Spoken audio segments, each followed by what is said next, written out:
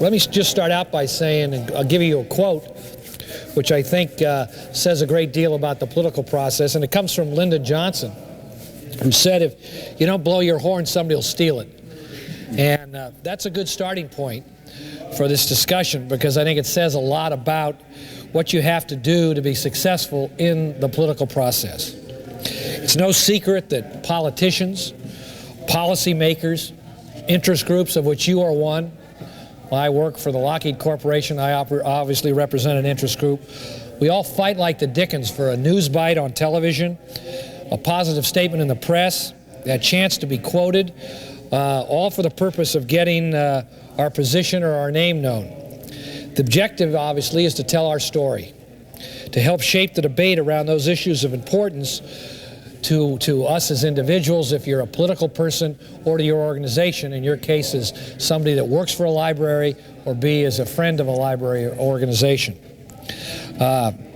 Returning to the Lyndon Johnson analogy on the horn, your horn is your local library. That's the institution that you have to sing about and make music about. In order to generate the kind of support that you need to continue to operate and grow in an environment that has become, and you know this much better than I do, very difficult to operate in, as competitive as any environment I'm sure you've ever faced in the public side, as the competition for those dollars that you need to keep operating have become scarcer, and the intensity to try to get those dollars is very, very competitive at this point. So what you need to do, and now the remainder of this discussion will center on about 6 different points that I would suggest to you that can be helpful to you in terms of dealing in the political process. The first, and I think the most essential, is to develop a strategy. Know what it is that you want to accomplish and why. Very important. Your strategy has to be specific and easily understood by those that you're trying to influence. And you need to choose only 1 or 2 objectives a year and focus on those objectives like a laser beam, as President Clinton has said about our economy. Too many public organizations that I see tend to start out with objectives that are as wide as the earth. 20, 30 objectives a year. Not possible when you're dealing in the political process. Successful civic-minded groups, and you could all name them, have basically a limited agenda and work like the dickens to achieve that agenda. Regardless of what you think of an organization like the NRA, for years they won their battles on Capitol Hill because they knew exactly what they wanted and they worked hard at achieving that objective. They had a limited amount of objectives, focused like a laser beam, had a strategy to go with it. So you need to develop a strategy, 1 or 2 key items, and just focus like the dickens on those. To give you another political rule, a well-organized minority will be successful over a loosely organized majority most of the time. It's a key element. Let me give you an example of that. If you go back in your political history in the United States, this has changed, but the South basically was able to dominate the United States Congress for years. This was a time when the South was not really expanding. It was still a rural area. All that's changed now. The South is now pretty much like the rest of the United States. They were, unfortunately, most of those that were elected to Congress were elected around a negative issue, which was to control civil rights legislation. But they were well organized, and if you used to go back and look at the Congress and who chaired committees up here when the seniority system was king, it was practically all Southerners. Because they had an agenda, they were able to get themselves reelected, they focused continually on that agenda, and they were basically controlled the House of Representatives for many, many years. So that's number 1. Develop a strategy, focus on the strategy, know what you want to accomplish, and have a limited agenda.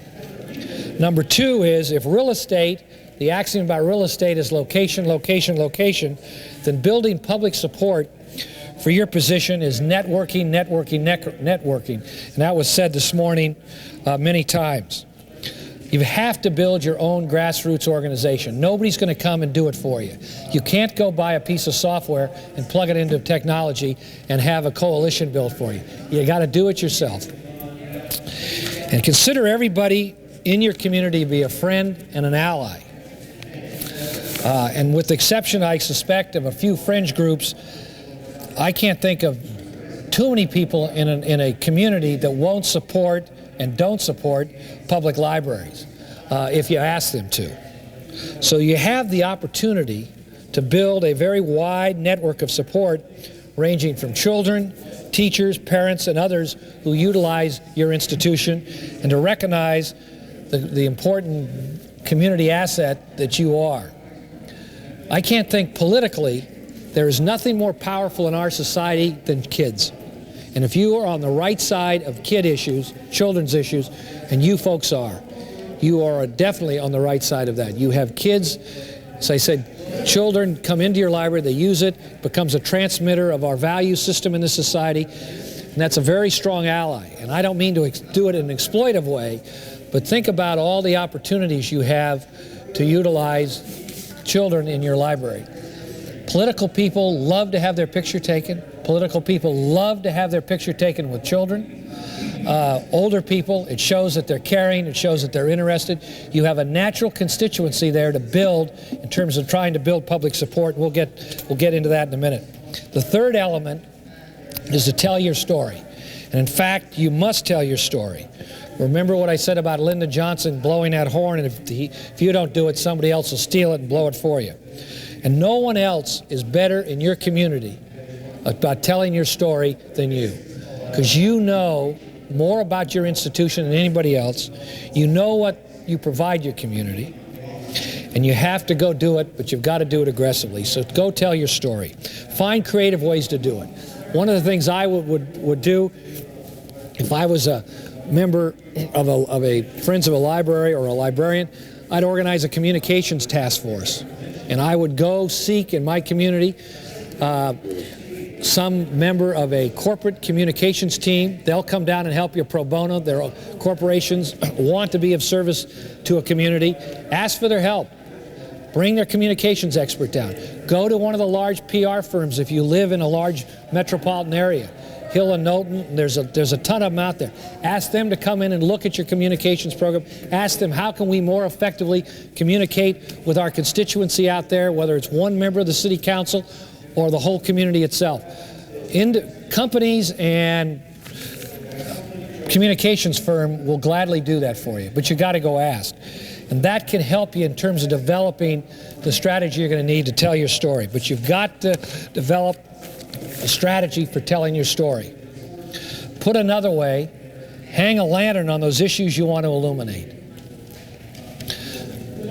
Let me give you several examples of that. These are political examples, but I think they make the point about hanging. Remember when Reagan ran the first time? He ran against Walter Mondale? And no, he ran against Jimmy Carter, excuse me. He ran against Walter Mondale the second time. And one of the issues was Ronald Reagan's age. He was getting a little older. Could he still govern effectively? He hung an issue on that second debate, which basically closed down Walter Mondale, by saying at one point in the debate, I will not make my age an issue in this campaign, and I'm not going to exploit it for political purposes by pointing out my opponent's youth and inexperience. He instantly hung that lantern on the issue and dealt with it and moved it along. Another interesting story has to do with Jay Rockefeller, who, senator from West Virginia, had been very famous American family, had been Secretary of State of West Virginia, spent a lot of money trying to convince West Virginians that he was there for real and that he wasn't just some interloper from a very wealthy family. Served as Secretary of State of that state, then was elected governor twice, then ran for the U.S. Senate. And he won in a very close race, his Senate seat. He had to spend millions of dollars to get elected. He spent most of his own money to get elected. Because he spent a lot of money on television, and in order to buy television time, it ended up have blanketing most of this area here. I was living here at the time, and we used to receive on our television out in Maryland all these commercials for Jay Rockefeller running for the U.S. Senate over in West Virginia. But that's just the way the television market broke down. Well, at any rate, the press was waiting for him to come to town after he was elected. He was at a dinner at the National Press Club. He knew this was going to be an issue. You bought the election. You know, you spent all your personal money. He got up and he said the following: "To those of you that had to fork out $75 to come to this dinner, don't feel so bad. It cost me $12 million to be here tonight." He instantly hung a lantern on the issue he was trying to illuminate. It's a good little political rule. So you have to tell your story, and you've got to illuminate the issue. Now let me go on to the next point. And this relates to item 2 about networking. It's often said it's not what you know, but it's who you know. But let me also add, it's also just as important it's who you get to know. And everybody in your community ought to be viewed as an ally in developing a political strategy for your library. And everybody in your community ought to be viewed as somebody that can be a potential help to you in your community. Unfortunately, there's no easy way to do good political work in a community. It's somewhat akin to trying to sell insurance in that you've got to knock on 100 doors. You may get invited back by 10, and you may make a sale to 3. But you can't get those 3 unless you knock on the first 100 doors. So it's real important when you start to develop a political strategy to deal with everybody in the community and look at everybody as an ally and look at everybody as a potential vote in your favor. Another point is just remember that all politics is local. Tip O'Neill said that, and it's basically correct. Practically everything ultimately in a community, and even at the national level, has got some local playback. You have to remember that politicians like to be of help to individuals, and you need to go ask for their help. They like to be asked to be asked to be helpful, and it's important that you go ask for their help and get them involved in your political process. Ask for somebody to be of help who is a player in your community, even if you've never had any conversation or discussion with them before. Going on the basis that politicians like to be helpful to you. Go find somebody to become an ally in this process. It'll pay big dividends for you. And finally, the last point before we turn to a general discussion, let me also point out that it's important to keep those that are opposed to you in front of you. Keep them out in front of you, don't have them behind you. What that means is to keep the communications always open with those that may not necessarily be on your side of the issue. Number one, it oftentimes drives people crazy when they're opposed to you, when you're friendly and nice and open and want to constantly be involved with them. Second, and this is real critical, and always keep this in mind, there are no permanent alliances anymore. There are only issues. And just because somebody that has opposed you on building a new library, on buying a certain collection of books, doesn't mean that person is going to be opposed to you for the rest of the time. Doesn't work that way. There are no permanent alliances anymore, just issues. And one day you can find a political leader in favor of something that you're doing, and the next day they're opposed to what you're doing. But you've got to keep those communications lines open. Lyndon Johnson had another quote that somewhat fits this description. He said, "Hug your friends tight, but hug your enemies tighter so they can't wiggle." And I think that makes a lot of sense. That approach is no better demonstrated than this building right here. These guys up here, these men and women who are elected to Congress, Republicans and Democrats, they fight like the dickens during the day to knock each other's heads off. And out on the floor, in these committee rooms, they are constantly at each other. Go home and drink together, play golf together, go to the gym and work out together, because they understand that they need each other in the long haul. Very important. Let me give you another example about keeping your enemies in front of you. Think when John Kennedy ran for president, got the nomination, one of his big competitors was Lyndon Johnson. Now, who could be more diverse than those two people?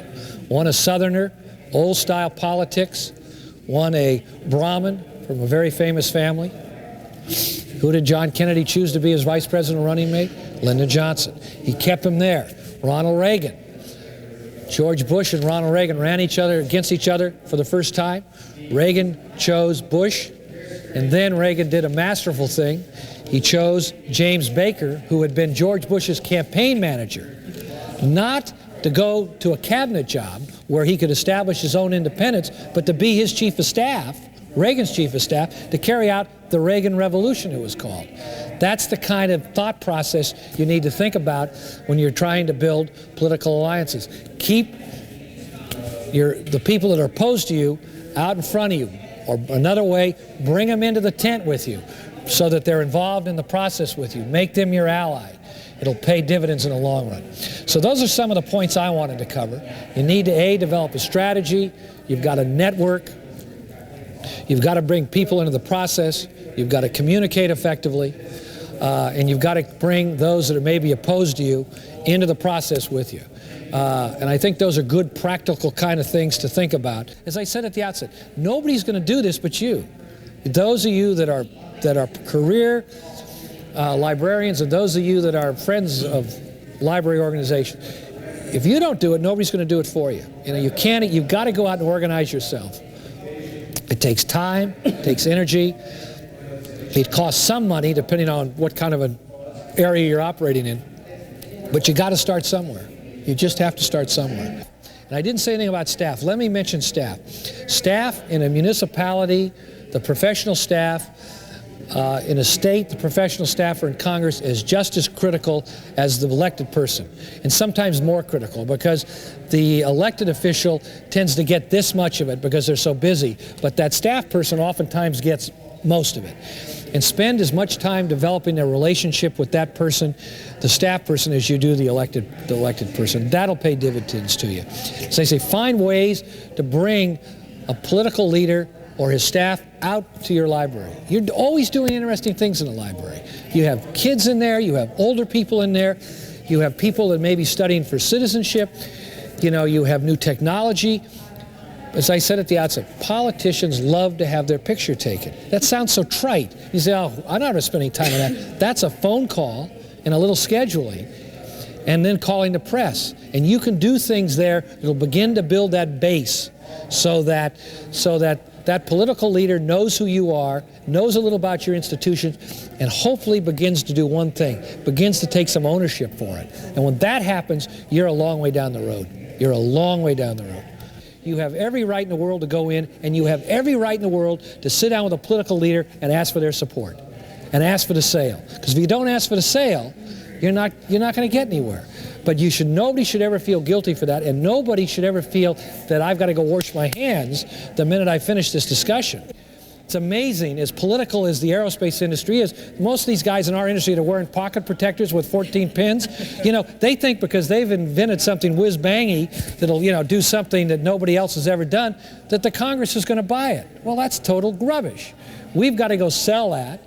We've got to, and our guys, we have a hard time getting our people in our political action committee because engineers are very apolitical, and they don't understand why we have to go do this kind of stuff. So all institutions are faced with this. What you have to do is do a lot of education.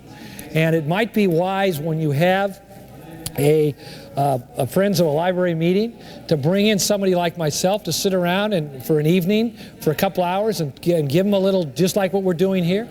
Spend an hour and a half talking about how you influence the process. It might be wise to think long term, and all this has to be done long term.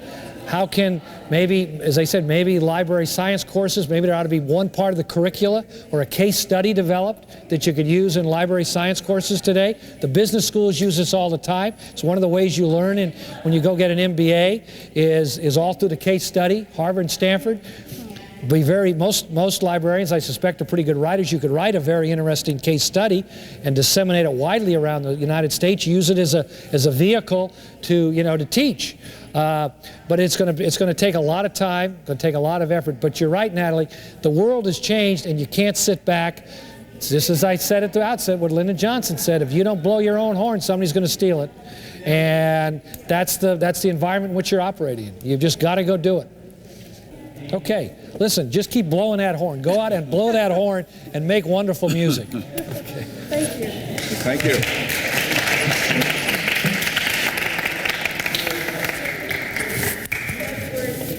you. I'm impressed in talking to Sandy and seeing the materials that you all have, that there are some good down-to-earth fact sheets. I like that. About organizing boards and dealing with the responsibilities of boards. So let me, from my experience with dealing with a lot of different groups, throw out some general ideas. Maybe they'll click something in your own organization that will be useful, and maybe it will cause some questions and some comments. I guess sort of the rule one is that if you're going to form a new association, if you're going to enter the lists of an organized group trying to get something done to support the local library system, then it's pretty clear you need a board to get started. You need a board to keep going. And very important, but sometimes neglected, you need a board to keep yourself relevant and to change and adjust to the times. It may well be that the board that worked on opening day isn't necessarily the one that 8 or 10 years later, when you've grown into new functions and new activities, should be composed the same way and do the same things.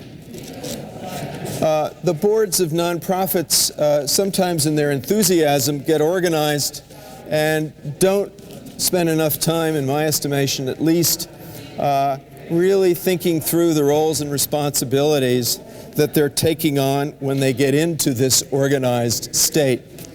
And it's very, very important that at the outset that be consciously done, and then periodically you check yourselves as you go along to see that the roles and responsibilities are A, being lived up to, and B, that they're still the right ones as the situation changes. Mr. Riley spoke about change. The President speaks about change. Change is sort of a theme of our times, and the smallest nonprofit board I know in any field is feeling it these days, and therefore it's so important not to sort of just coast, but to consciously, on an every year or biennial basis, sort of take stock and check and see how you're doing and keep on from that point. That is true when you are all there is, when you are it, and when you don't have a staff. It becomes even more important when you get to that luxurious state of affairs when you do have staff and have to, as a board, work out a relationship with that staff, whether it's one person or more than one. It will commonly be the case in those circumstances that you are no longer being asked to or expected to be chief cook and bottle washer on everything that your group does. And indeed, to keep the balance worked out between yourself and that staff person, it's again necessary to rethink your respective roles and responsibilities so that the staff person feels satisfied and invigorated in performing his or her function, and so that the board feels that that their role has not been diminished, but rather complemented and strengthened in that sort of a process. In a good board, everybody should feel that they have a role to play, and that's terrific. Thank you. And I don't know how this comes out on videotape, but it's the way the world works, right? Okay. There you go. Thank you a lot. Appreciate it. What I started to say is that on a really good board, everybody who's on it should have a role to play that they're comfortable with and that puts a little bit of demand on them and gives them a sense of reward going forward. How you work that out is very dependent on your own organization. It may mean that some people work very hard on a project 1 year, and then you allow them to relax and catch their breath in the second year, provided somebody else can pick it up. The important thing is on the part of leadership, and this is a staff responsibility as well, that board members really have a chance to do what they're good at and become active and energized in the process. So who should be on the board of a Friends organization? Well, I think that's very much caught up in the context of the community in which you're working. Every community is slightly different, so that the ideal team will differ. But there's certain, I think, generic rules in that need to be thought through. Obviously, the formation of the board should bear a relationship to the mission of the organization. If the Friends Group is strictly to be a sort of literary society with no concern about advocacy, with no great demand upon themselves to promote public awareness of the system, although that may be a contradiction for a good Friends Group, then you may choose a membership of one variety. If advocacy is to be an important part of what you're doing, to support the library in public places, and to bring a whole band of constituents aboard in support of the library system, then you need to think through board membership in a slightly different way. It may not be the case that being a good library user is all that you need to be a good member. If you're going to be a visible force in your community, some of these other points that I'm about to tick off may be very important. Do you need some prominent citizens from various constituencies to be a member of the board, from the corporate sector, from the public sector, from the educational world? And how about emerging communities in your town or city? Are they not to find a place on the board that serves the support for the future of the public library? This is tough in any world of change and changing demographics, but I'm sure that a number of Friends groups, as well as a number of other community organizations, struggle with how they can find suitable members of the minority community, of the young people's community, to join forces and become a part of the board. Then there's the other dimension of maybe we need some specialists to sit on this board. Maybe it would be good to have an able lawyer or an able person from an advertising agency to help on the public awareness side. Or maybe we need the head of some corporate contributions group who knows others in that cluster of specialists who has this sort of an interest and could be a good and proper member of the group. Maybe there's some whiz on computers who in your library situation in your town would be an excellent member. All I'm trying to suggest is to think broadly and with a sense of complementing each other in putting the ideal board ahead that can relate to the mission that you have to take on. Another frequent question in any sort of nonprofit organization is, do we want only people on our board who can give, or do we want people who can supply other sorts of talents than check writing?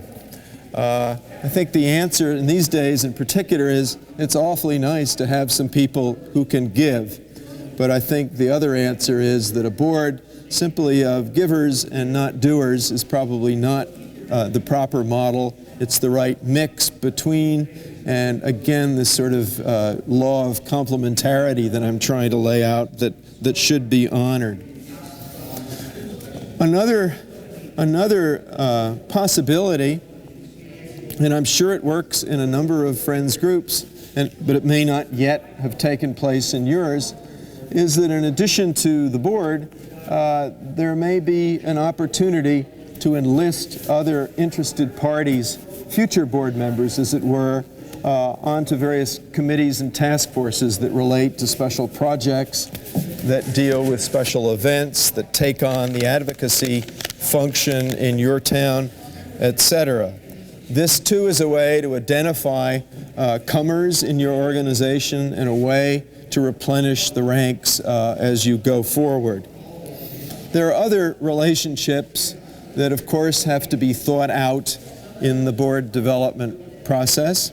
Again, I'm a little over my head here because I don't know how that many friends groups work, but it certainly strikes me that how the board works out its relationship with the library director and the board of trustees or board of governors, whatever the organization might be, of the local library system is very, very important. And one of the key policy questions that you'll need to ask, I would submit on an almost annual basis, is the basis of your relationship with the library system. If you're always the fan, sometimes it may not be as salutary for the long-term health of the library as in cases when you're sometimes the constructive critic of what goes on. And how you work that relationship out between yourselves and the library system can sometimes be sticky, but if the long-term mission is to improve the quality of life in the community and to make an effective library system, it may be the most helpful thing you can do on occasion to be constructively critical, to make suggestions, and simply not to be the long-distance arm of the system itself.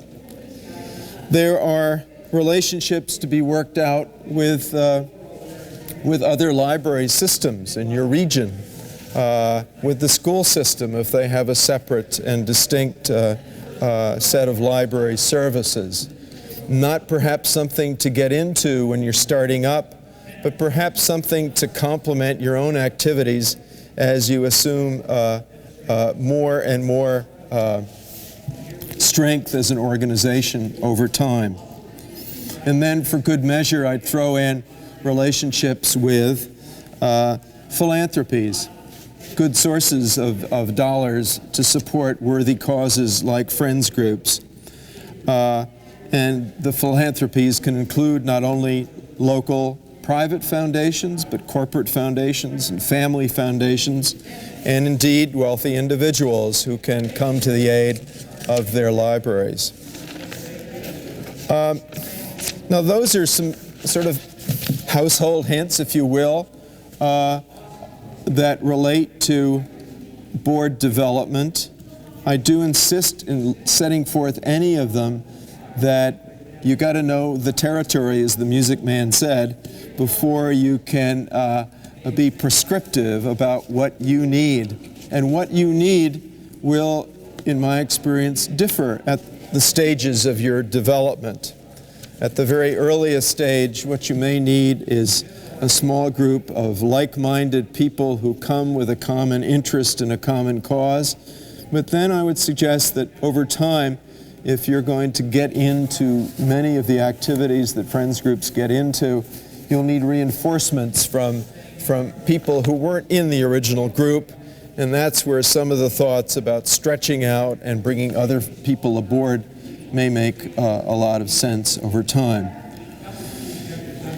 Now, in some cases, and I'm sure this also occurs, the board will not only want to submit itself to an annual sort of thumping of what we're doing and why we're doing it and who's doing it, but may on occasion want to go to some local source where some what is conventionally called board development work or the rest of it, a much more detailed than this skimpy workshop edition can purport to be, to help you all think through these sort of growth problems. The cultivation of new recruits to boards is not something you sort of pop up and do on the 1st of April because the annual meeting is in June. But alas, in organizations of many kinds, that's sort of the way it gets done. A much better approach is, in my opinion, not to even call it a nominating committee, but call it a human resources committee, and to take on the job of thinking long term about, hey, now who should we sort of go after over the next year to bring into a committee or to invite to this event that might fill out our ranks in a way that would give us more firepower in doing all of the many things we want to do. I think more and more organizations are sort of going to that approach. And then I'd pick up again on the theme. Sometimes it's painful to inaugurate, but it's better you do it early than sort of when you're in business for too long a time. But if you do introduce early on the idea of terms and rotation of leadership, it really saves an awful lot of grief and pain later on when push comes to shove and you need to deal with some awkwardness in your ranks, that there be a mechanism that has two sides to it. Sometimes it's important for the organization to move beyond an individual or a couple of individuals. It's sad sometimes as it is to say that. On the other hand, I've been on boards when I have desperately wanted to leave that board but couldn't figure out a reason how I could do it without sort of feeling awkward or whatever. And then the 3-year term is sort of a miraculous weapon that comes out of the sky and allows you to say, I really need a rest for a year and perhaps I'll come back on later on. So don't regard it always as a sort of tough instrument to use, but rather as a vehicle that some people really need after they've given an honorable service for a period of time to make them feel better about moving on to something else. I think these are the rules I'd sort of throw out from sort of general experience. I don't think in most cases the Friends Group is going to find automatically that the bank president is going to serve on that board. I think and this sort of gets into some of what I wanted to say about corporate development. I do think there are an army of younger officers and key people in corporate settings who don't sometimes get asked to do things that are worthwhile and that they would like to do outside of their business life. And I think you can access them through all sorts of other working relationships that you as Friends Boards members have back in your kids' school or in the church or the Rotary Club or wherever it may be. But I think the target probably is to find somebody who will be active and who has an association with education, with the other things that libraries do. I have found in my own experience that sometimes the best place to look is within the smaller company, where you may get a bigger fish to serve on your board than if you fish in major corporations, where it sometimes is harder to find those people. And I know in our community in Philadelphia that there are a number of very successful heads of smaller companies who are passed over in many major organizations and who really do have a lot of energy and a lot of ability to give to things, but are seldom asked. Even the United Way fails to go after these folks in many cases. Let me talk about the corporate piece for a little bit. And again, you've got to drop down anything I say into your setting and see if it works or whether it doesn't. Good corporate relations, it seems to me, can bring your friends group leadership, financial support, and a stronger voice in its programs, its advocacy, its awareness work, all of those things. I think, and I have to watch it with my friend Dick Torbert over there, who knows this world from the inside better than I do, but let me try to throw out a few lessons I think I've learned in terms of a typical corporation's interests in being a friend of a friends group or involved in any number of causes. I think clearly the company wants to be a good citizen. We have recently, incidentally, set up foundations for 3 Japanese companies who have just sort of become a major presence in this country. They didn't know what a foundation was. They didn't know what the United Way was, but they knew if they were going to work in this country, they had to have those sort of involvements and contacts. So there is this baseline of wanting to be in a good locale, a good citizen in whatever locales they're in. And I think a second rule is they like to be visible. They like to be visible in a constructive way, particularly in the places where they are a major presence. Again, that works against the rural piece, but for most, except electric companies and telephone companies and major groups like that. Once they get involved, they tend to stay involved over time, whereas so many private foundations, you may have had this experience, love to treat you to 2 or 3 years of startup or program-related dollars, and then very frequently will pat you on the back and say, go on. If you're not too demanding, it's easier in many cases to get built into the baseline of a major company's annual giving, provided you earn it and keep it over time. We don't work with a company these days that doesn't have an extraordinarily great interest in education, in children and youth, and in planning the workplace for the future. And it seems to me that the library is positioned to argue that it's a positive force in all 3 of those headings. It is also true increasingly that companies like to work with non-public agencies that do public things.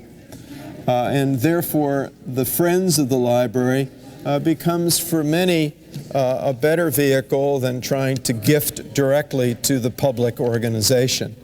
It is what, in a number of other areas, some of the firms we work with would love to be able to do, rather than to be asked to do housing things more directly or economic development things more directly.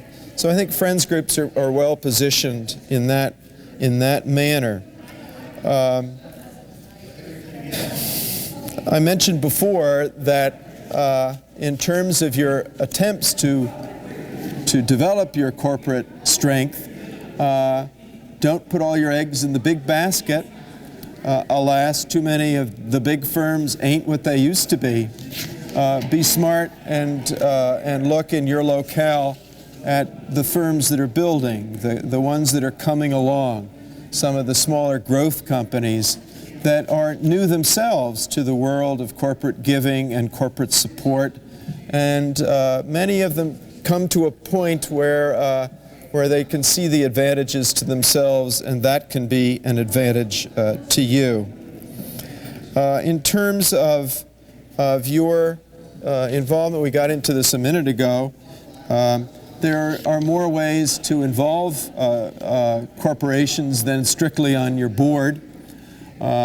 If it is a good project or a special benefit or a special event, these are ways to get assistance not only in the form of dollars, always welcome, but in terms of volunteers, in terms of all sorts of in-kind support, whether it's a meeting room, whether it's a speaker, whether it's printing, whatever it may be.